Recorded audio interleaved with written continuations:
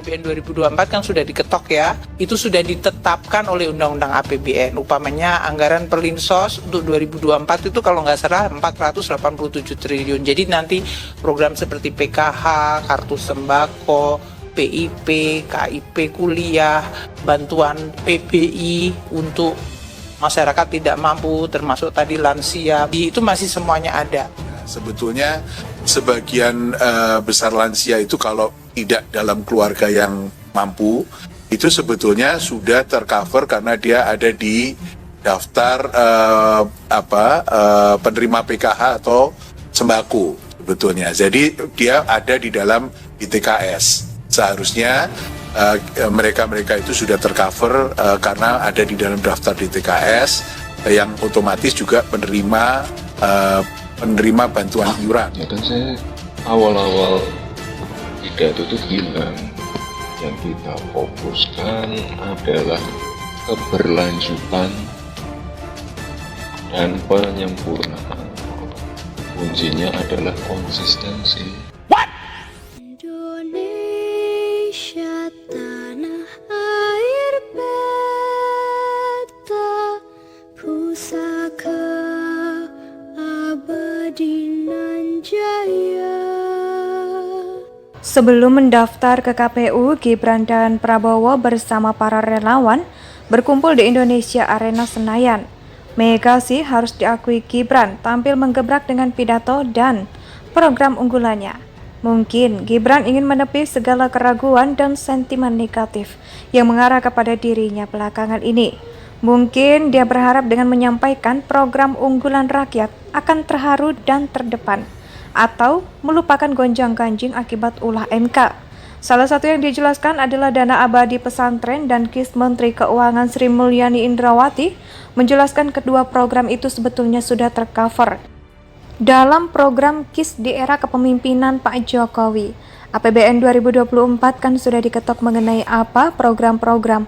Mungkin saya nggak sebut populis, tapi yang pemihakan kepada masyarakat itu sudah ditetapkan dalam Undang-Undang APBN sedemikian. Demikian kata dia. Sementara itu, Direktur Jenderal Anggaran Kemenku Isa Rahmatarwata dalam kesempatan yang sama mengatakan program kesehatan untuk lansia sebenarnya sudah tercover dalam program KIS saat ini, yaitu program Keluarga Harapan atau PKH atau Data Padu Kesejahteraan Sosial atau DTKS. Sedangkan terkait dana abadi pesantren, Kepala Badan Pendidikan dan Pelatihan Keuangan Kemenku Andin Hadianto menjelaskan pada program itu sudah masuk dalam dana abadi. Pendidikan yang tahun ini dianggarkan 106,1 triliun, so nothing new, biasa aja, tapi yang namanya masih pemula.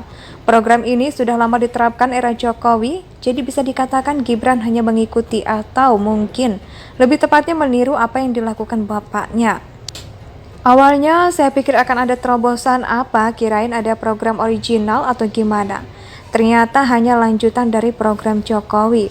Lagi-lagi kesan pertama yang tidak maksimal, apalagi program ini langsung disambar Kemenku dengan penjelasan yang seolah memberi Gibran tidak punya ide khas dan revolusioner. Semoga saja ada program hebat yang jadi membeda. Jangan cuma modal melanjutkan pembangunan Jokowi. Kalau tidak nanti pas debat bisa dibantai habis-habisan, terutama oleh Ganjar dan Mahfud MD.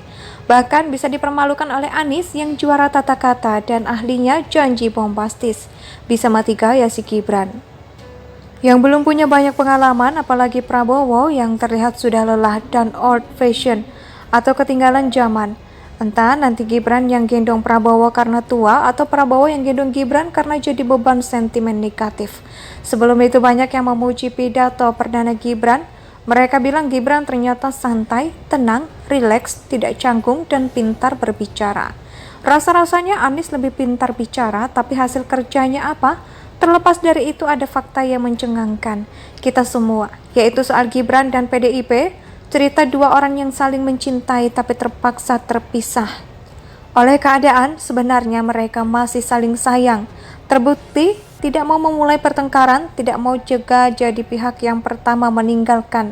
Mungkin itu analogi yang cocok bila kita melihat kisah politik jejak Gibran dan PDIP Megawati.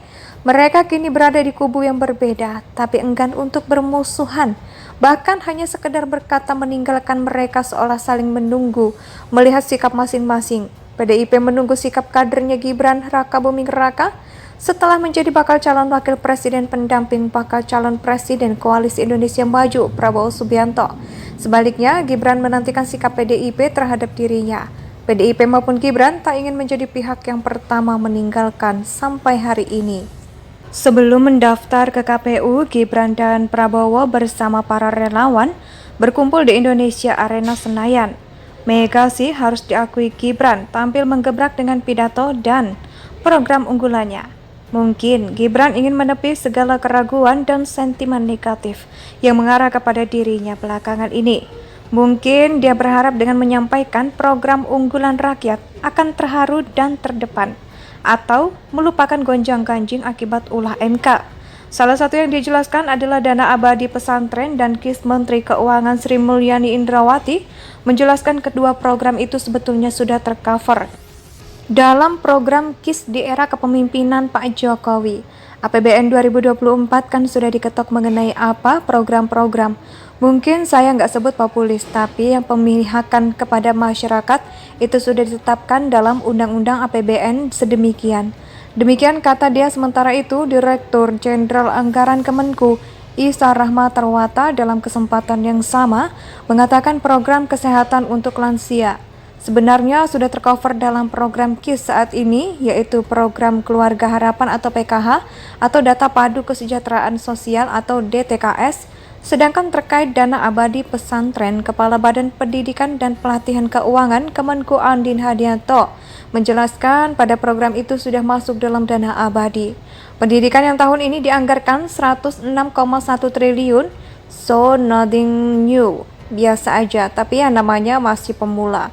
Program ini sudah lama diterapkan era Jokowi, jadi bisa dikatakan Gibran hanya mengikuti atau mungkin lebih tepatnya meniru apa yang dilakukan bapaknya.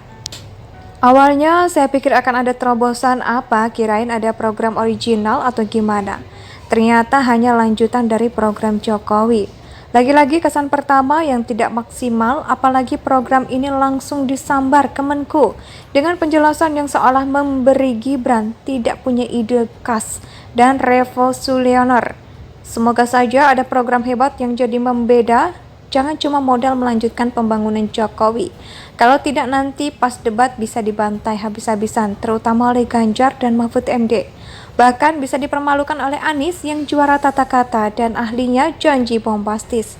Bisa mati gaya si Gibran yang belum punya banyak pengalaman, apalagi Indonesia sejak dulu kala